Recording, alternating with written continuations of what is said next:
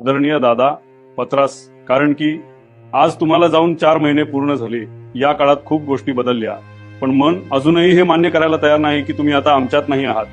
दिवस पुढे सरकतायत, काळ निघून चाललाय, पण मंत्रालयातील त्या पायऱ्या, बारामतीचे ते रस्ते, याच सोबत महाराष्ट्रातील प्रत्येक कानाकोपरा आणि आम्हा सर्वांचं मन आजही तुमची वाट पाहत आहे. प्रत्येक सकाळी अजूनही असंच वाटतं की आता दादा येतील, एखादा फोन येईल किंवा हक्काने पाठीवर हात ठेवून एक काम करत राहा असं वाटतं.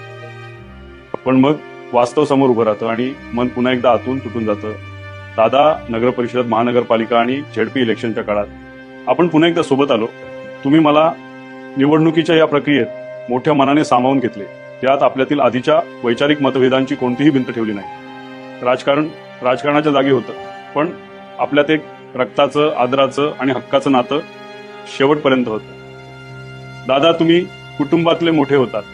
राजकारणातला तुमचा धाक, तुमची शिस्त संपूर्ण महाराष्ट्राने पाहिली. पण त्या कडक स्वभावाच्या मागे एक काळजी करणारं, कुटुंबाला जपणारं अजितदादा नावाचं हळवं मन होतं. हे फक्त आम्हालाच ठाऊक होतं. आदरणीय पवार साहेबांनंतर फक्त तुमच्याकडे बघूनच आम्ही राजकारणाचे पहिले धडे गिरवले. तुमचा तो आवाज, तुमची कामाची पद्धत, सकाळी 6 वाजल्यापासून सुरू होणारा तुमचा दिनक्रम, हे सगळं आमच्यासाठी एका विद्यापीठासारखं होतं. आज तुमच्या नसण्याने फक्त पवार कुटुंबच नाही, तर तुमच्यावर प्रेम करणारा राज्यातील प्रत्येक माणूस मनातून पोरका झाला आहे.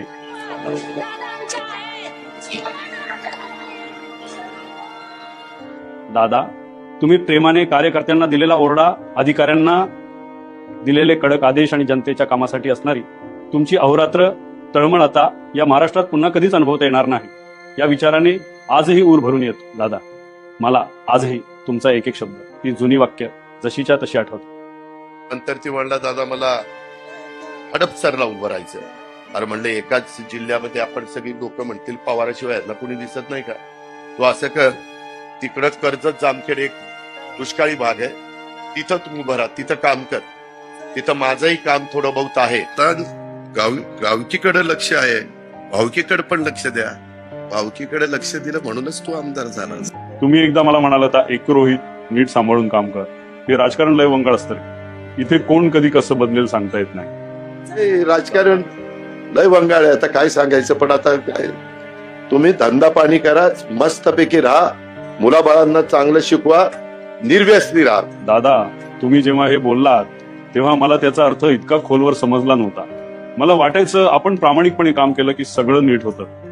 पण आज तुम्ही गेल्यानंतर, गेल्या 4 महिन्यानंतर महाराष्ट्राच्या राजकारणात जे काही घाणेरडे प्रकार सुरू आहेत, जे काही मी उघड्या डोळ्यांनी बघतोय, जे काही सोचतोय, ते बघून खरंच तुमचे ते शब्द दररोज आठवतात.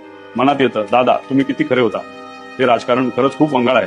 पण दादा, आज सर्वात जास्त दुःख या गोष्टीचं होतं की तुमचे शब्द आठवत असताना, परिस्थितीशी लढत असताना, फक्त यावेळेस तुम्ही माझ्यासोबत नाहीत. दादा, लोकांनी तुम्हाला नेहमी विधिमंडळ गाजवणारे, विरोधकांना अंगावर घेणारे आणि प्रशासनावर वचक ठेवणारे एक कडक नेते म्हणूनच पाहिले. या महाराष्ट्राने विधिमंडळात माझ्या केसांवरून मिश्किलपणे थट्टा करणारे अजितदादा पाहिले. मला पाया पडायला लावून हक्काने अधिकार दाखवणारे काका पाहिले. जाहीर सभेत माझी नक्कल करणारे अजितदादा पाहिले. पण या सगळ्या सोबतच जेव्हा एका पत्रकाराने मी कर्जत जामखेडमधून पडल्याची खोटी बातमी तुम्हाला सांगितली, तेव्हा याच पुतण्यासाठी अचानक व्याकुळ झालेले आणि काळजीत पडलेले दादाही मी पाहिले.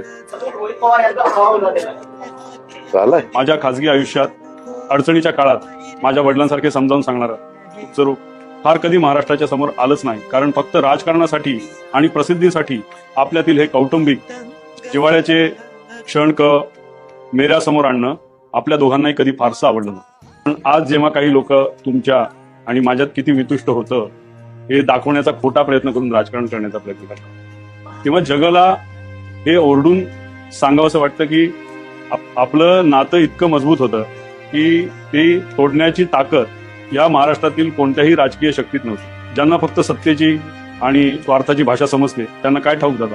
पण पडद्यामागे जेव्हा कधी मी अडचणीत असायचो तेव्हा सर्वात पहिला फोन आणि हक्काचा धीर तुमचाच असायचा.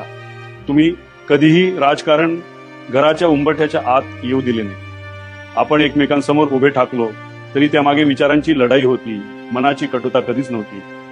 जेव्हा अख्खा महाराष्ट्र आपल्यातल्या वादाच्या बातम्या चघळत होता तेव्हाही कौटुंबिक कार्यक्रमात एकत्र आल्यावर माझी पाठ थोपटून, रोहित नीट काम करतोयस, लक्ष असू दे स्वतःकडे, असं हळूच सांगणारे अजितदादा फक्त मला ठाऊक होते. फणसासारखा बाहेरून कडक स्वभाव असलेल्या अजितदादांचे आपल्या पुतण्यासाठी असणारे मनातले हे हळवेपण आणि हा अतूट विश्वास कधीच लोकांसमोर आला नाही. अजितदादा, तुम्ही गेल्यानंतर अनेकांनी आपले रंग बदलले. जे कालपर्यंत तुमच्या नावाचा जय जयकार करत होते, तुमच्या ताकदीवर जगत होते, ते आज अचानक सोयीस्करपणे शांत झाले. काही जण तर तुमच्या नावाचा वापर स्वतःच्या स्वार्थासाठी करायला लागलेत.